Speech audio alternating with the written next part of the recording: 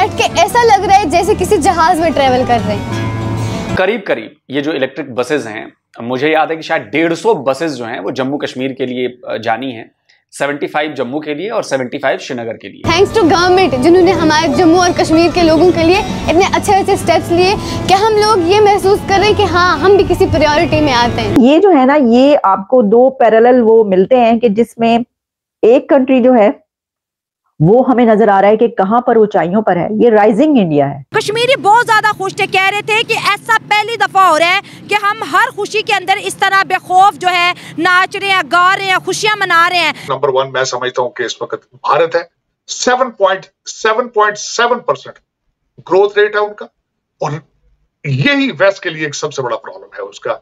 और जिस तरीके से वो बिहेव कर रहे हैं, वो already behaving like a super power. इस तरह की आपने डेवलपमेंट कश्मीर के अंदर देखी, क्या हमारे लाहौर में इतना डेवलपमेंट है? कभी भी नहीं हो सकती, कभी हो ही नहीं सकती। तुम्हारी तो टांगे ही नहीं है, खड़े कहाँ हैं? फिर मैं आपको समझाऊंगा हम कहाँ लेटे हैं,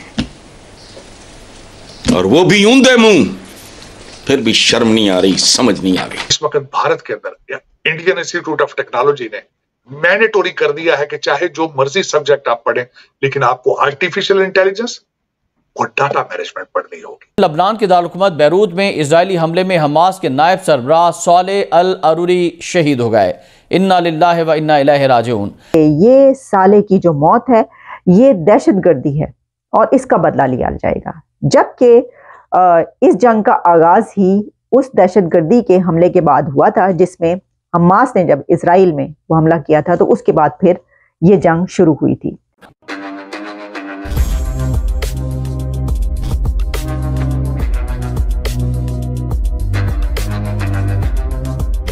नमस्कार दोस्तों रिसेंटली कश्मीर से एक बहुत ही खूबसूरत वीडियो हम सबके सामने आ रही है, जहां कश्मीरी आवाम कश्मीर का श्रीनगर में चल रहे बस का रिव्यू किया है, जो कि हमारे ट्वाटा द्वारा बनाया गया है। नमस्कार दोस्तों रिसेंटली कश्मीर से एक बहुत ही खूबसूरत वीडियो हम सबके सामने आ रही है, जहां कश्मीरी आवाम ने कश्मीर के श्रीनगर में चल रहे बस का रिव्यू किया है, जो कि हमारा टाटा द्वारा बनाया गया है। और ये पूरी तरह से इलेक्ट्रिकल बस है और इससे हमारे गवर्नमेंट द्वारा फंड किया गया है, और इस तरह के 200 बस कश्मीर के लोगों के लिए पहले से ही अलॉट कर दी गई है। दोस्तों ये पूरी तरह से इलेक्ट्रिकल बस है और इसके साथ साथ इसमें हर तरह के फैसिलिटीज अवेलेबल है। कैशलेस टिकट से साथ साथ हैंडीक्राफ्ट लोगों के लिए अलग से सीट भी बनाई गई है, ताकि उन्हें बैठने में आसानी हो। और दोस्तों धीरे धीरे करके हमारी इंडियन गवर्नमेंट कश्मीर को पूरी तरह से डेवलप कर रही है, और यहाँ तक कि कश्मीर के कैपिटल श्रीनगर को स्मार्ट सिटी भी बनाया जा रहा है, जिस चीज़ को देख करके अब पाकिस्तानी मीडिया अपना सिर पटक रहा है, क्योंकि पाकिस्तानी मीडिया का पूरा प्रोपेगेंडा पूरा तरीके से एक्सपोज हो चुका है और कश्मीर की तरक्की देख करके उन्हें मिर्ची लग रही है। तो चलिए इसी पर आगे पाकिस्तानी मीडिया का रिएक्शन देखते हैं। ये जो इलेक्ट्रिक बसेज हैं, मुझे याद है कि शायद 150 बसेज जो हैं वो जम्मू कश्मीर के लिए जानी हैं, 75 जम्मू के लिए और 75 श्रीनगर के लिए। तो मुझे लगता है कि बहुत ज्यादा उसमें से बसें चली गई हैं और लगातार जा रही हैं, अच्छा हो रहा है। अब इसके 2 फायदे हैं बहुत बड़े, जो एनवायरमेंट से रिलेटेड हैं, like air pollution and noise pollution. Diesel engine चलते हैं, उनसे धुआं भी बहुत ज्यादा निकलता है, तो आपकी जो एयर है वो पॉल्यूटेड होती है, और जो शोर होता है उससे भी पॉल्यूशन होता है। ये दोनों चीजें इसमें नहीं है। तीसरा फायदा जो लोगों के लिए है कि सेफ है, सीसीटीवी लगे हैं, यानी कि कोई ऐसा नहीं है कि कोई किसी का सामान उठा के लेकर चला जाएगा और पता नहीं चलेगा, या किसी तरह का क्राइम हो जाए और लोग पकड़े ना जाएं, मतलब आप छुप नहीं सकते। दूसरा कंफर्टेबल है। तीसरा जो सबसे इंपॉर्टेंट बात है जो मैं कहना चाहता हूं, जिस भी सर्विस को लेकर महिलाएं, बच्चियां, लड़कियां खुश हों, उसको सराह रही हों, आप समझिए कि वो कामयाब सर्विस है।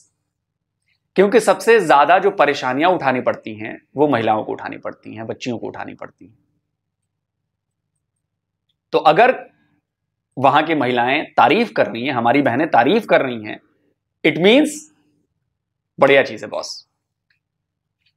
और मैं चाहता हूं कि कश्मीर के बच्चे को यह बात पता चले कि ये आपका हक है, ये सर्विसेज आपका हक है, और सिर्फ कश्मीर ही नहीं, पूरे भारत में ऐसी तकनीक, ऐसी बसेस चाहिए। अभी मैं कल ही शायद खबर पढ़ रहा था, असम ने शायद 200 बसों, इलेक्ट्रिक बसों को शायद वो कर दिया है। असम में अब बसें चलने लगी हैं, शायद वो पहुंच गई हैं और उनमें से बहुत ज्यादातर बसें अब चलने लगी हैं।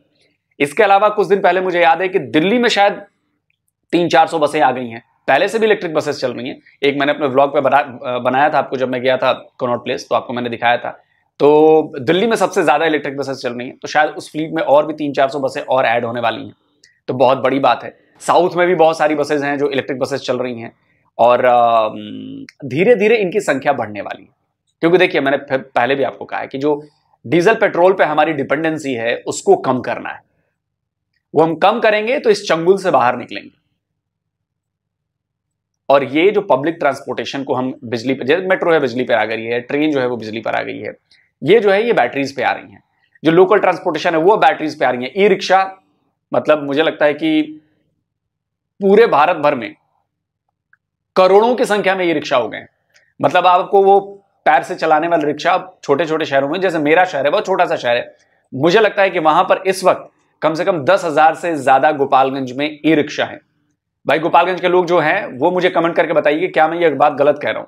क्योंकि अभी जब मैं गया था छठ में घर, तो मैं गया था गोपालगंज और मैंने देखा कि ई रिक्शा की तादाद बहुत ज्यादा बढ़ गई है वहां पर। वो सस्ती भी है, पॉल्यूशन भी कम करती है। पॉल्यूशन तो खैर वो पैर से चलाने वाली रिक्शा भी नहीं करती है, लेकिन हाँ ये है कि ये सेफ है, सिक्योर है, जल्दी पहुंचाती है और लोगों को मेहनत कम लगती है। अब उसमें आप पैदल उसको पैडल दबा रहे हैं, घुमा रहे हैं, तो मेहनत बहुत ज्यादा है। लोड अगर ज्यादा हो गया तो आपको ताकत ज्यादा लगानी पड़ रही है। लेकिन इसमें क्या है कि आपने रिक्शा ले लिया, आप बैटरी से चलाए जा रहे हैं, इजी टू यूज है, मेंटेनेंस बहुत ज्यादा नहीं है, किराया सस्ता है उसका। सबसे बड़ी बात यह है कि मुझे लगता है कि अगर मैं गोपालगंज में हॉस्पिटल मोड़ से और बंजारी मोड़ पे जाऊं तो शायद आई थिंक 10 रुपए का टिकट है, मतलब 10 रुपए लगते हैं बैटरी रिक्शा में। लेकिन अगर मैं वही जो आदमी खींचता है रिक्शा को, अगर उसको मैं लेकर जाऊं तो शायद 25 या 30 रुपए लेगा।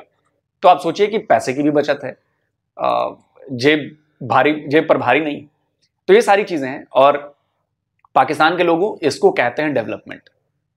आप ये पूरा वीडियो देखिए और जिसको लगता है कि 14 लाख फौज तैनात है, आप वहां पे फौजी ढूंढिए कि पूरे बस में खिड़की से दिख रहे होंगे, रास्तों पे दिख रहे होंगे, कहीं आपको तो फौजी दिखा होगा। ऐसा तो नहीं कि किसी एक छोटे से इलाके में घुमाया है। बस की कई सारी फुटेज ली गई हैं, बहुत दूर दूर तक ली गई हैं। हजरत बल से श्रीनगर ठीक ठाक दूरी है, कम दूरी नहीं है। तो आप लोग अपनी आंखों पर से पड़ा पर्दा हटाइए जो 76 ईयर्स पहले लगाया गया था। दुनिया बदल गई है, जम्मू कश्मीर बदल गया। जम्मू कश्मीर का जो एरिया है ये डिस्प्यूटेड एरिया है और एक उनकी सिर्फ खराबी है कि वो अपने उन लोगों को वोट का हक नहीं दे रहे, बाकी वो फैसिलिटेट कर रहे हैं लोगों को, वो कुछ ना कुछ कर रहे हैं, लेकिन हमारी निस्बत कुछ वो ज्यादा कर रहे हैं, हम कुछ नहीं कर रहे। यानी जो आज़ादी दिलवाना चाहता है वो कुछ नहीं कर रहा और जिसके बारे में हम ये कहते हैं कि जुल्म जुल्म जुल्म, वो उन्हें डेवलपमेंट की तरफ लेके जा रहे हैं। अभी सिंसियर क़यादत की जरूरत है इनको और वो कश्मीर के अंदर से पैदा होगी इंशाल्लाह। तो आने वाला वक्त जो है वो इन्हीं कश्मीरियों का है, इन्हीं कश्मीरियों का। मैं खुद चाहता हूँ और मैं ये कहता हूँ कि जो वाकई में कश्मीर से प्यार करता है, कश्मीरियों से प्यार करता है, उसे ये कहना नहीं चाहिए कि कश्मीर बनेगा पाकिस्तान या कश्मीर बनेगा हिंदुस्तान। उसे ये सोचना चाहिए कि कश्मीर के लोगों की जो डेवलपमेंट जो कंट्री कर रहा है, जो कश्मीर के लोगों को एम्प्लॉयमेंट दे रहा है, उन्हें उस चीज़ की तरफ जाना चाहिए। हाँ यस, ये होना चाहिए। यहाँ पे जितने भी आप आए ना, देखें ना, अभी गवर्नमेंट 6 माह के अंदर तो गवर्नमेंट सारी उनकी क्लैप्स कर गई और जितने वो लोग आए आपके सामने देखेंगे वो अरबों रुपये लगा के उन्होंने वोट लिए और अरबों रुपये लगा के वो हड़प करके जितना बजट था वो खा गए और लोगों के डेवलपमेंट पर कुछ नहीं लगाया, एजुकेशन में कुछ नहीं लगाया, ट्रांसपोर्टेशन कुछ नहीं है। हालांकि सियाहत का ही अगर काम करें तो बहुत बड़ा काम से कश्मीर को मिल सकता है, पैसा डेवलप हो सकता है। अभी मैं रिसेंटली एक अपना न्यूज़ कवर कर रहा था, 1.27 करोड़ जो टूरिस्ट हैं वो इंडिया साइड कश्मीर में गए हैं इस साल में, ये 6-7 महीने के अंदर अंदर। और यहाँ पे मैं समझता हूँ कि 10 लाख भी नहीं गए होंगे। डेफिनेटली ये जो जन्नत नज़ीर है, ये जो हमारा कश्मीर है, ये भी उसी तरह का कश्मीर है, वो खूबसूरत है, उससे भी कहीं ज़्यादा खूबसूरत है। लेकिन ये कि यहाँ पे सीरियस क़यादत ही नहीं है। तो ये लोग जो यहाँ पे कश्मीरी हैं क्या सोचते होंगे? देखें, हम लाहौर में बैठ के ये चीज़ें ऑब्जर्व कर रहे हैं, वहाँ पे कश्मीरी तो डीपली ऑब्जर्व कर रहे होंगे कि भाई ये बॉर्डर के बिल्कुल उस साइड पे डेवलपमेंट हो रही है, बॉर्डर के उस साइड पे टूरिज्म। हमें भी उन लोगों से मिलने का मौका मिलता है तो वो कहते हैं आप हमारे लिए क्या कर रहे हैं, वो उनको बड़ी मायूसी होती है, मायूसी का इज़हार करते हैं।